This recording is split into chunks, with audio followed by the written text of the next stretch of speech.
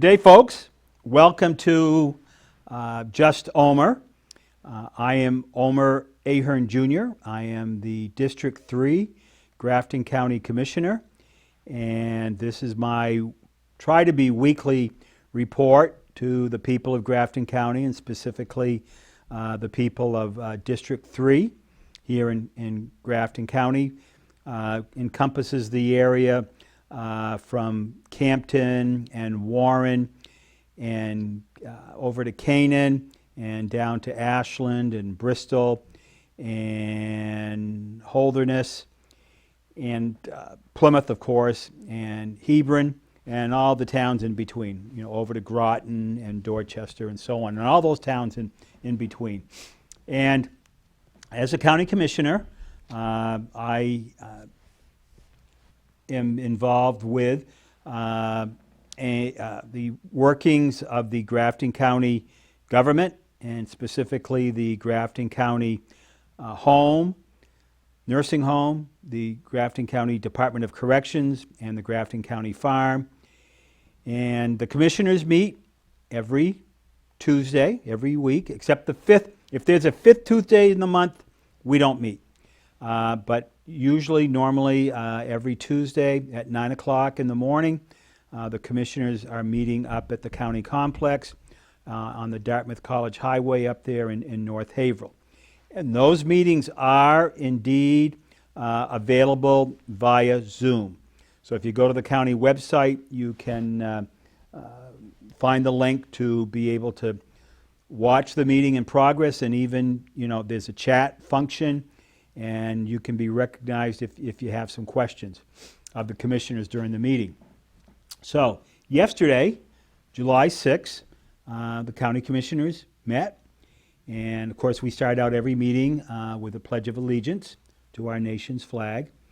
And then the first item on the agenda was the nursing home administrator, Craig Labor, and he spoke, gave his monthly report, and I have a copy of that report right here, nursing home report to the commissioners, and give you a little bit of it, give you a little bit about what Mr. Labor talks with us about.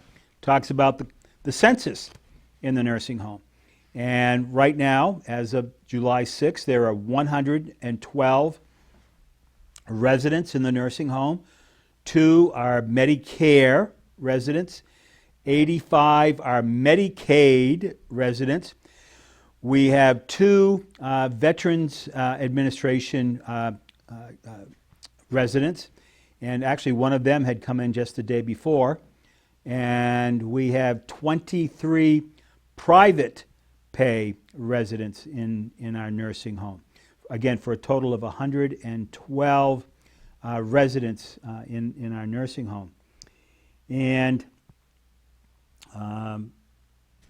just to give you a little bit about what the costs are involved in running the nursing home, the present rate for a Medicaid resident is $208.33 per day, Medicaid. That is someone who receives state assistance. The private pay rate for a private room is $315 per day, $315 per day for a private room at the nursing home. For a semi-private room, the rate is $295 per person per day in a semi-private room. Mr. Labor talked about the recent admissions. We've had 5 recent admissions. We had 2 residents pass away over the last month, and he just wants to keep us up to date with what's going on. Right now, in terms of a COVID-19 update, and that's a big issue that the nursing home had to be dealing with over the last 16 to 18 months. Right now, he reported that 77% of the staff at the nursing home have received the various vaccinations of their choice. Um, about, I think he said about 92% of the residents in the nursing home have received their vaccines. He talked about the visitation program. I think I mentioned that about 2 or 3 weeks ago. And that is going very, very well. A lot of family members are taking advantage of this visitation program, enhanced visitation, which commenced on June 21st. And the residents that, that are able to see their family members are really appreciative of that. They're reacting very positively. The staff are reacting very, very positively to seeing the family members coming in to visit their loved ones in the nursing home. We also, Mr. Labor wanted to recognize the Plymouth Rotary Club, which meets every Wednesday morning. And he wanted to recognize the Plymouth Rotary Club for making a $1,000 donation to the Residence Fund at the nursing home for the purpose of helping to purchase an outside awning so that the residents can spend more time outside during the good weather and have a little bit of protection and necessary protection from the sunshine. But the residents, if they can be outside, they really appreciate that. So we want to thank the members of the Plymouth Rotary Club, and the present president of the Plymouth Rotary Club is Denise Castonguay. And so we want to thank Denise and all the members of the Rotary Club for their generosity to the Residence Fund up there at the Grafton County Nursing Home. And in accordance with that, the commissioners approved the purchase of an awning for the use at the nursing home on the outside. The total cost of the awning is significantly more than the $1,000 donation, but it's really appreciated. And the awning, I believe, is going to cost, after it's been installed and has all the bells and whistles and things that go with it, so that it can be rolled up mechanically and so on, and everything is done safely and properly. It's around almost $16,000 for that awning. But we really appreciate the support of the Plymouth Rotary Club. After we heard from the nursing home administrator, Craig Labor, we heard from Karen Clough, who is the Human Resources Director. And her report is always full of very interesting and concerning information. She's in charge of the employee situation, and part of her report as the Human Resource Director is she tells us who the new hires were and what the new hires were in the last month. And we had one full-time position in the nursing home get filled. We had one part-time housekeeper. The Sheriff's Department had one full-time deputy come into the Sheriff's Department. The Department of Corrections had a full-time corrections officer hired in the last month. And the farm had a full-time farm assistant was hired in the last couple of weeks. Right now, but during that time period, there were 4 separations from the nursing home, 3 per diem staff members, and 1 part-time staff persons. The 3 per diems were LNAs, licensed nursing administrators, and the 1 part-time person was a housekeeper. So we had those 4 separations, people leaving working at the nursing home. We have 42 employees at the nursing home that right now are actively involved of the leave of absence program, which is part of the federal law. We have 21 that are involved in the leave of absence program in the nursing home, nursing staff. We have 5 non-nursing staff. In the Department of Corrections, there are 6 corrections officers and staff that are in this leave of absence. There are 2 people in the maintenance program, 3 in the sheriff's department, 1 intermittent person in the farm. There is 1 person from the county attorney's office.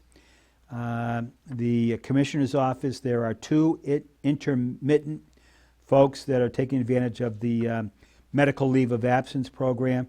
And the Human Resources Department has 1 intermittent staff person who is involved in a medical leave of absence. So these are all medical leave of absences. Most all of them are intermittent. And again, there's 42 staff people that are involved in the medical leave of absence, mostly for themselves or family related. She's scheduled, the Human Resources Department is scheduled to orient a new part-time housekeeper on today, on the 7th of July. This is the important thing, folks, coming from the Human Resources. We have vacant positions that we really do need to fill in order to reduce the overtime that we have and in order to, really allow all of our staff people in the nursing home, on the farm, in the Department of Corrections, to be able to work, for lack of a better word, normal work hours. But when we have so many people that are out and so many unfilled positions, there's a lot of overtime that needs to be worked. And our staff people are willing to step up and do that, but if we can, get more people to fill the positions that are vacant, and I'm going to give you that list, it's good for all concerned. So we have 18 full-time vacancies in the licensed nursing assistant group at the nursing home. We have 12.15 full-time equivalent registered nurses and licensed practical nurse vacancies in the nursing home. We are still looking for corrections officers. We're still looking for a part-time housekeeper. We're still looking for a registered nurse house supervisor. We're looking for a maintenance assistant. So if you or you know someone who might be able to fill some of those positions that I've just listed, please have them contact the Human Resources Department at Grafton County. If you go to the Grafton County website, you can certainly find out more and contact the Human Resources Department there for an application. After that, the commissioners discussed some other issues in non-public session that I can't talk about. So I would go on and discuss some of the other things that are going on. But again, I didn't talk about this at the beginning. I just want to remind folks that I serve with 2 other county commissioners here in Grafton County. Again, I'm the District 3 commissioner, serving the towns here in the southeastern part of the county.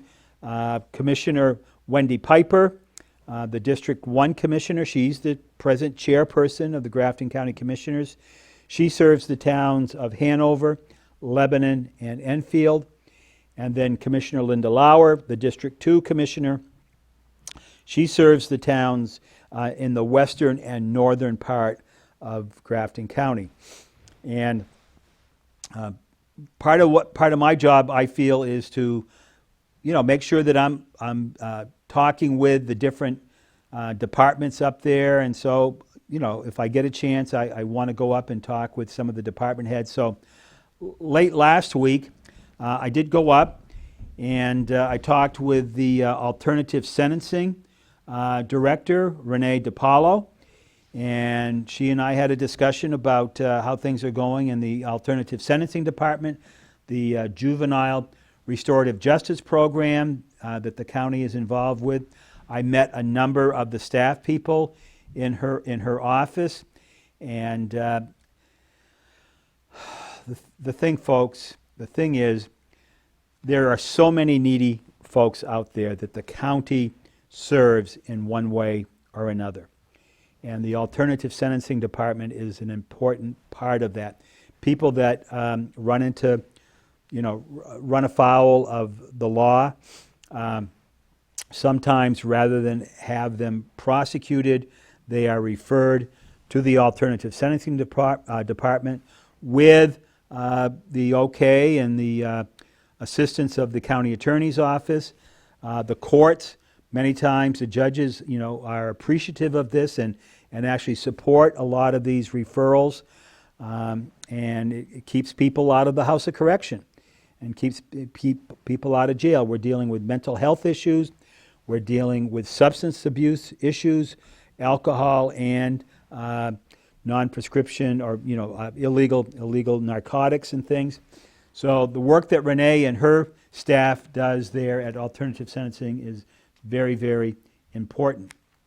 Then I also had a chance to talk with the interim corrections supervisor, Captain Chris Kendall, and we talked about how things are going at the Department of Corrections.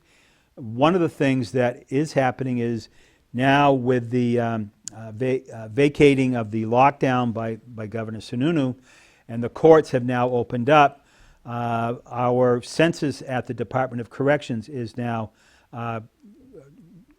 getting back up there.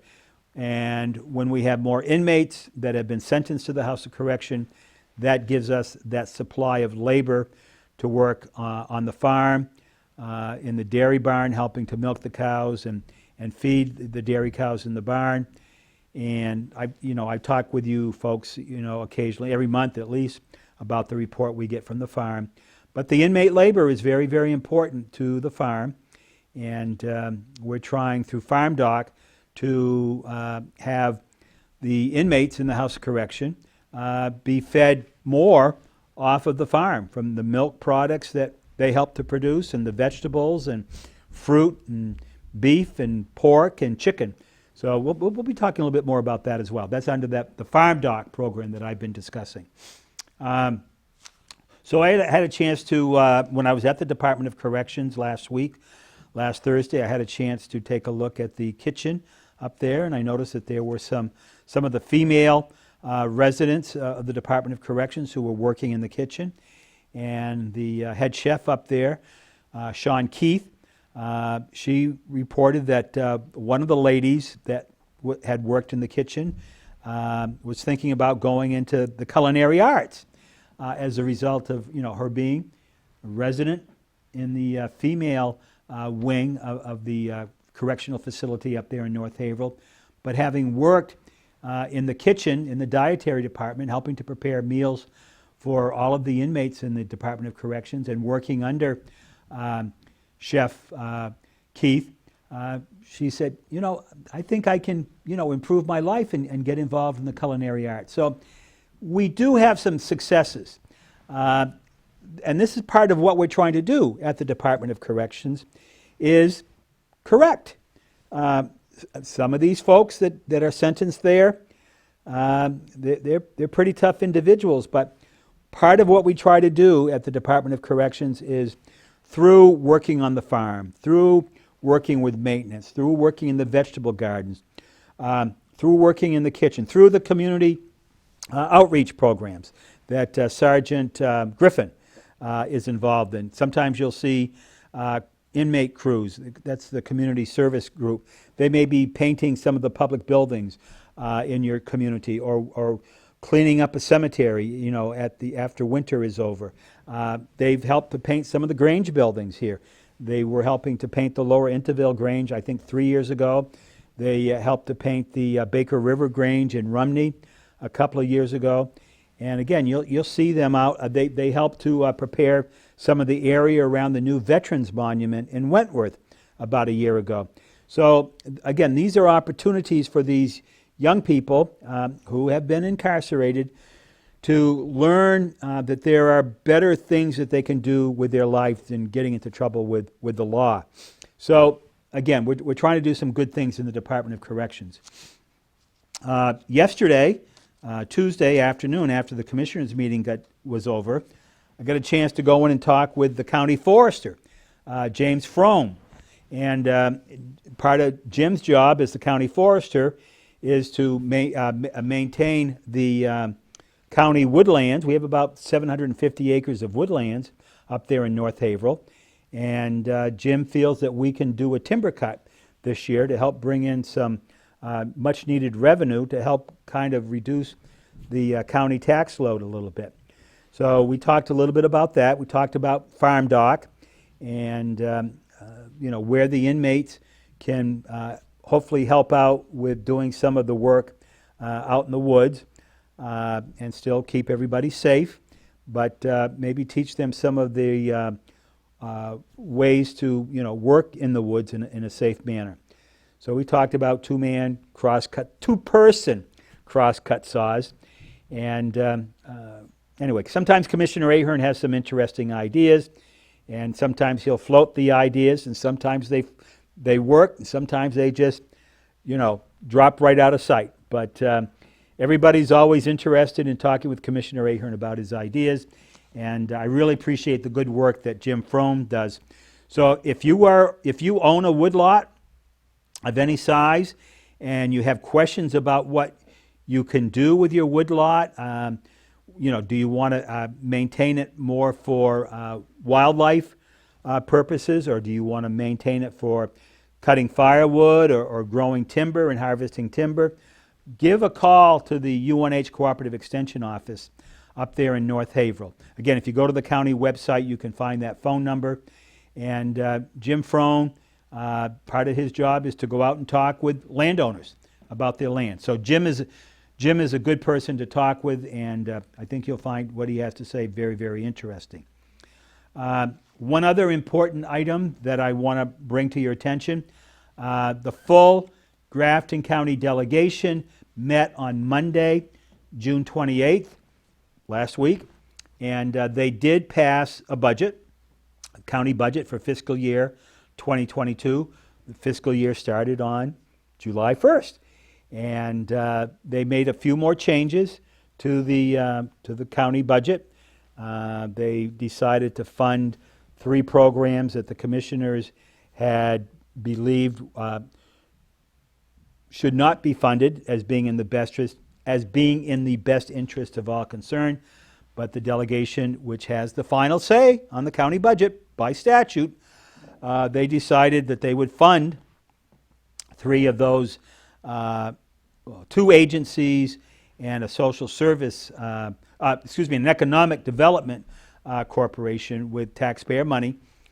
But the delegation was able to identify some additional sources of revenue to not only cover those 3 items that they decided to fund, but to also pick up the additional amount of money that would be needed to address the 0.48% increase in the county budget. 0.48%. That's less than a percent, folks, that the commissioners had identified.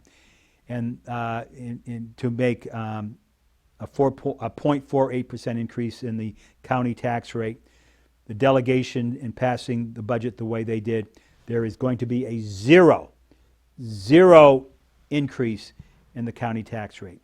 So the commissioners worked hard, working with the department heads and the elected officials to, basically blaze a pathway to having a 0 increase in the county tax rate. And we have to thank the new county finance director, Julie Libby.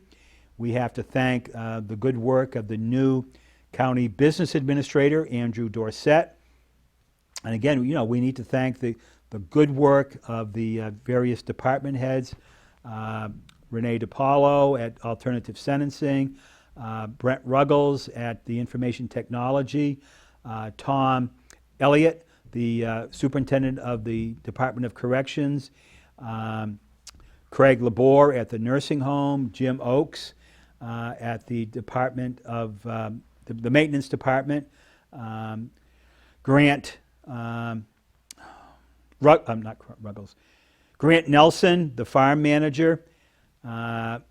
They all worked very, very hard to meet the strong suggestion of the county commissioners that we wanted to have a 0% increase in the tax rate. So everybody working together, we were ultimately able to achieve that goal of a 0% tax increase in your county taxes for the fiscal year 2022.